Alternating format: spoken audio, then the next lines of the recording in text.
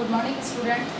BEd first year paper first बाल्यावस्था वृद्धि विकास चाइल्डहुड एंड ग्रोइंग अप के अंतर्गत आज हम MLSU के जो क्वेश्चन पेपर्स हैं 2016 से लेकर 19 तक, उनमें 4th यूनिट से रिलेटेड जो अब तक कौन कौन से प्रश्न आए और मतलब कि इस यूनिट में किन पोर्शनों को या यूनिट के किन भागों को महत्व देते हुए और ये प्रश्न इसमें सम्मिलित किए गए।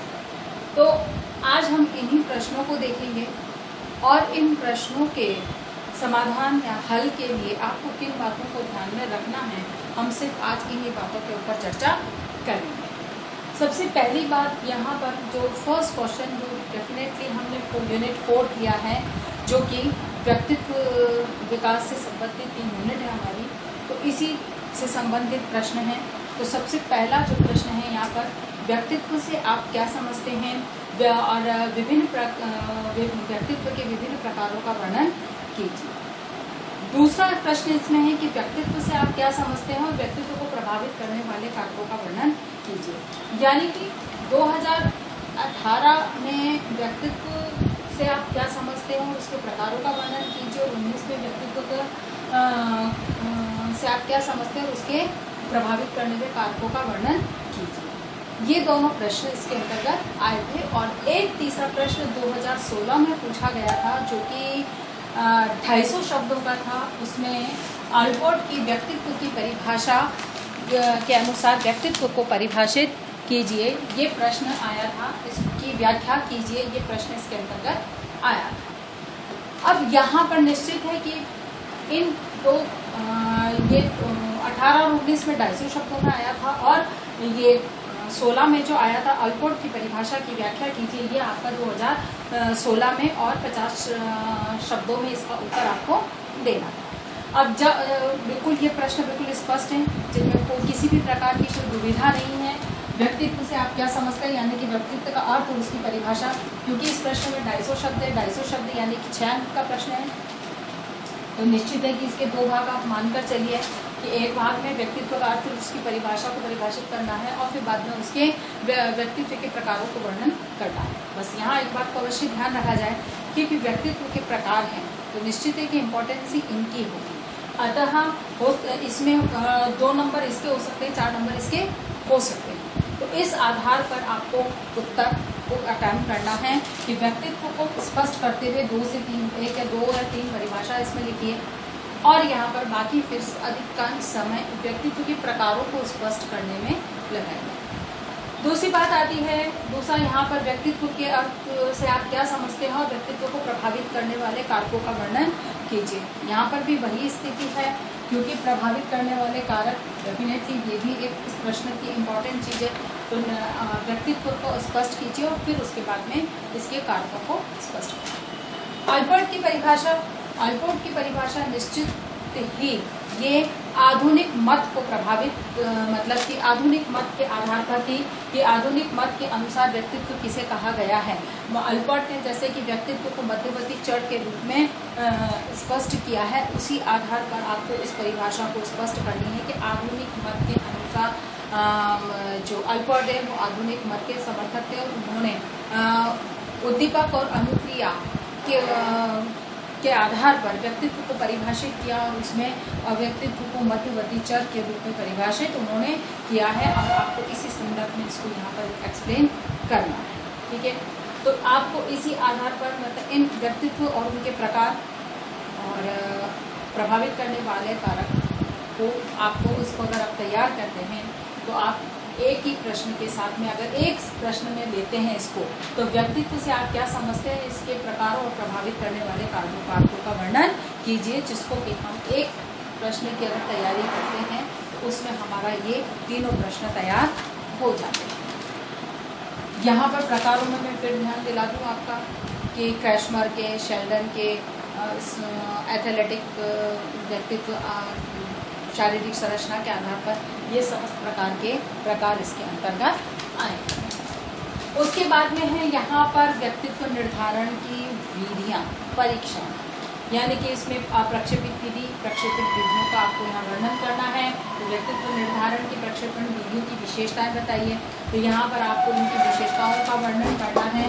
प्रक्षेपित विधियाँ कौन सी हैं, उनकी विशेषताओं का वर्णन करना है। ये भी आपका 2019 में आया था, जो कि 250 शब्दों में था। अच्छा, फिर ये व्यक्तित्व निर्धारक के परीक्षणों की व्याख्या कीजिए, ये भी 250 शब्दों में था, जो 2017 और 2016 में आया था। अर्थात कि ये माना जाए कि ये केवल 2018 एक ऐसा था जिसमें कि व्यक्तित्व की परीक्षण की विधियों या उससे संबंधित किसी प्रकार का कोई प्रश्न नहीं पूछा गया था। अर्थात कि इस बार भी निश्चित है कि कोई न कोई प्रश्न अवश्य आ सकता है। व्यक्तित्व के यहाँ पर ये भी आपका केवल एक निरंतर रूप से ये प्रश्न आया है। व्यक्तित्व से आप क्या समझते हैं, ये भी 16, 18 और 19, 16, 18 और 19। अब 16 में ये 50 नंबर का था और बाकी ये 250 नंबर का था। एक 17 का ही वर्ष ऐसा था जो इसके अंतर्गत छूटा था।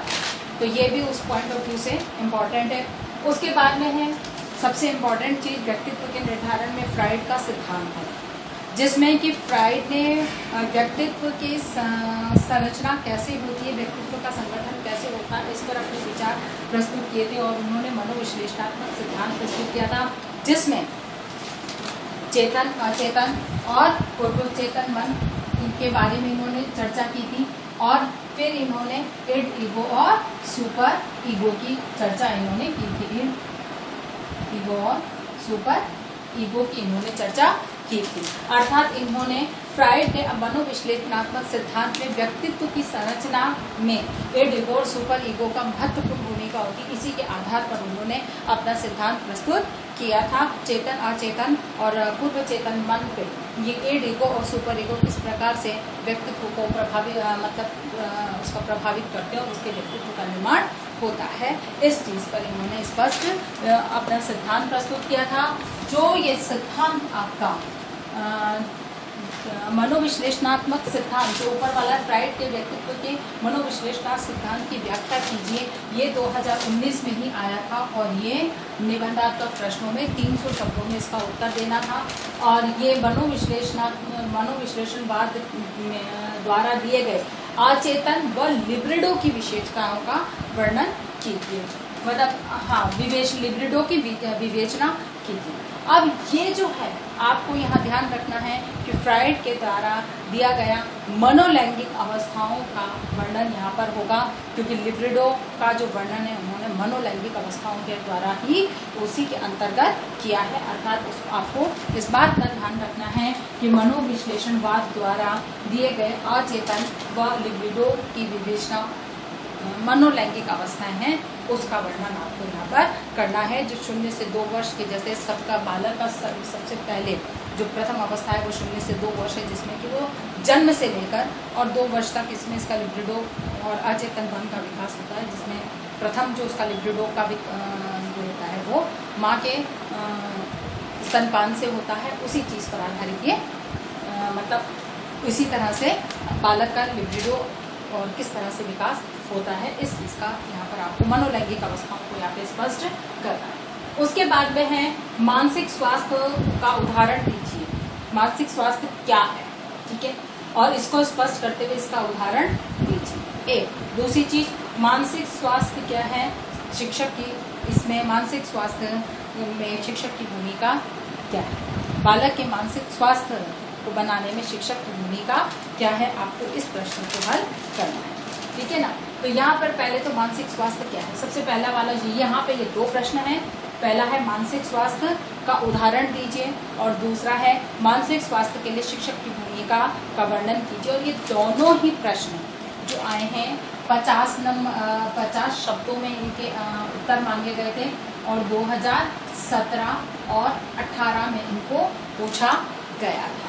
अर्थात कि ये मानसिक स्वास्थ्य, इसको अभी तक बड़े प्रश्न के रूप में कोई तवज्जो नहीं दी गई है, लेकिन फिर भी ये इम्पॉर्टेंट हैं और निश्चित रूप से ये कहीं ना कहीं हम, क्योंकि मानसिक स्वास्थ्य व्यक्तित्व के विकास में बहुत बड़ा योगदान प्रदान करते हैं, इसीलिए हमें इसे भूलना नहीं चाहिए। इसलिए यहाँ पर आपको मानसिक स्वास्थ्य क्या है पहले उसको स्पष्ट करना है और उसके बाद में उसके एग्जाम्पल देने हैं कि मानसिक स्वास्थ्य आप किसे कहेंगे, उदाहरण के साथ आपको बनाना है।